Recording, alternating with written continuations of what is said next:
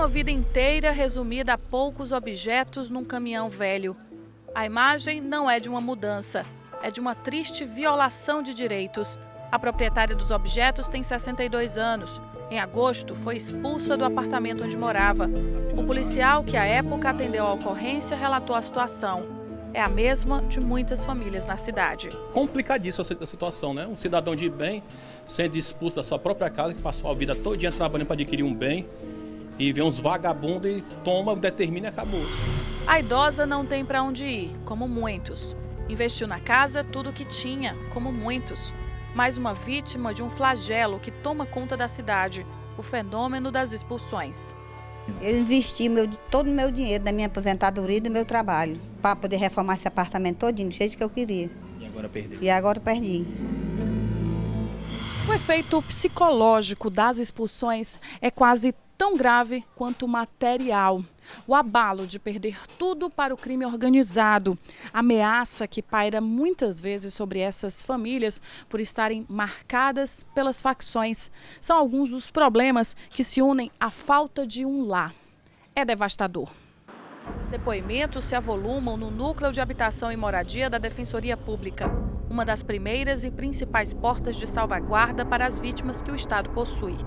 Aqui os debates têm sido constantes no sentido de buscar soluções para esses moradores, envolver os órgãos públicos nas estratégias e provocar a elaboração de políticas públicas específicas. Uma das frentes diz respeito ao encaminhamento para apoio psicológico e social. As pessoas precisam, inclusive, e a gente também tem caminhado para a área psicológica da própria defensoria ou de outras áreas, atendimento social, porque as pessoas chegam devastadas. Né? Assim, não perde só a casa, perde a dignidade, porque a casa, inclusive, é o ponto de partida de todos os outros direitos. Né? Se você não dormir, se você não tiver um abrigo, qualquer outro direito fica prejudicado. Alguns órgãos municipais que recebem esses encaminhamentos são o Centro de Atenção Psicossocial, CAPES, os Centros de Referência Especializado de Assistência Social, CREAS, e os Centros de Referência de Assistência Social, CRAS. Cada um desses órgãos, em suas competências, tem sido parceiros da Defensoria Pública na problemática. A Defensoria, sempre que ela encontra alguma situação em que há necessidade que a gente tenha um olhar técnico para aquela família, para identificar a situação em que ela se encontra e como acompanhá-la, ele encaminhar o CRAS, dependendo da situação. Ofertamos para ela um atendimento particularizado com algum técnico, ou assistente social, ou psicólogo, ou terapeuta, ou pedagogo, né, que nós temos na nossa unidade, e esses técnicos, através da escuta, vai identificar as vulnerabilidades que essa família encontra. O diálogo da Defensoria Pública também envolve os principais órgãos estaduais, como a Secretaria de Segurança Pública. O secretário André Costa afirma que várias ações estão sendo desenvolvidas. Segundo ele, o trabalho de inteligência e a investigação capitaneada pela Polícia Civil vem priorizando os casos de expulsão. Até agora, 27 suspeitos foram capturados por envolvimento direto ou indireto nessas ações criminosas. 19 só na região do Grande Janguruçu.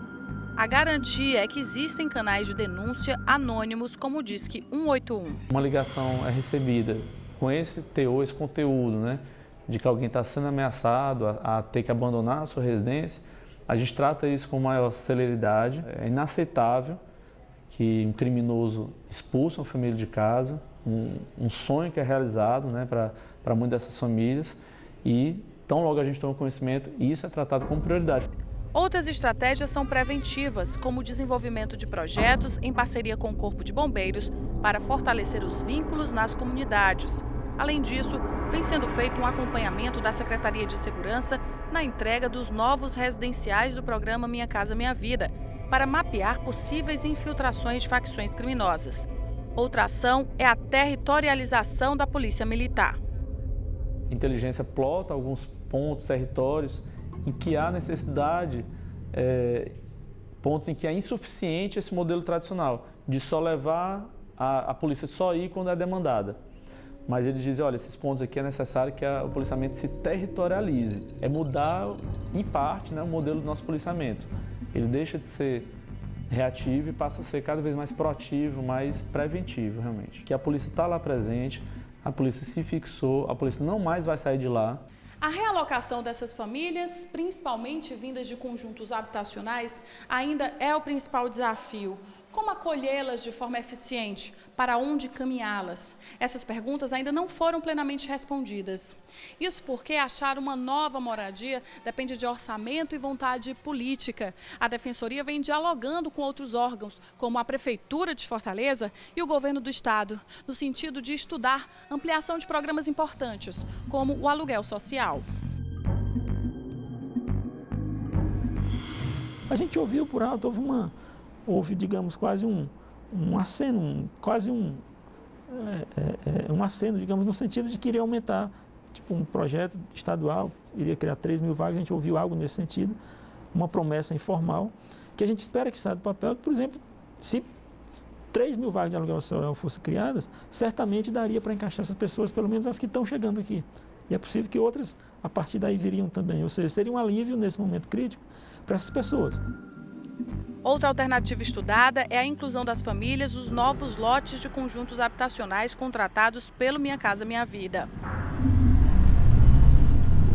A gente, na parceria com a Defensoria Pública, né, com o Ministério Público e com as outras secretarias, tem buscado, dar a qualidade de vida para essas famílias, né, e dizer que elas busquem seus direitos. Né. Para a Defensora Pública Geral do Estado, Mariana Lobo, todas essas medidas ainda estão aquém da necessidade das famílias. Ainda assim, são frentes fundamentais para que as vítimas percebam que, mesmo com todas as dificuldades, não estão sozinhas. É um trabalho diário. Muitas vezes, você tem razão, muitas vezes a gente se depara com a situação e a gente luta e a gente se vê assim, e agora o que é que eu faço? Eu não tenho uma política pública, eu não tenho uma possibilidade de solução para esse conflito de imediato, né? E aquela pessoa precisa de uma assistência de imediato. E aí, o que é que a gente naquele primeiro momento dá o baque, né? Será que eu não posso fazer mais nada? E aí, o que nos faz mover, ir à frente e tentar outras soluções e tentar outros diálogos é saber que a Defensoria Pública é a única porta que essa pessoa tem. Que se a instituição que está ali para garantir e lutar com elas, pelos direitos dela, entender que acabou, que não dá mais, é o fim da linha. Nós somos tudo que aquela pessoa tem. E nós somos a instituição de retaguarda dela. A Defensoria Pública é a instituição de retaguarda de 80% dos cearenses que vivem em situação de vulnerabilidade.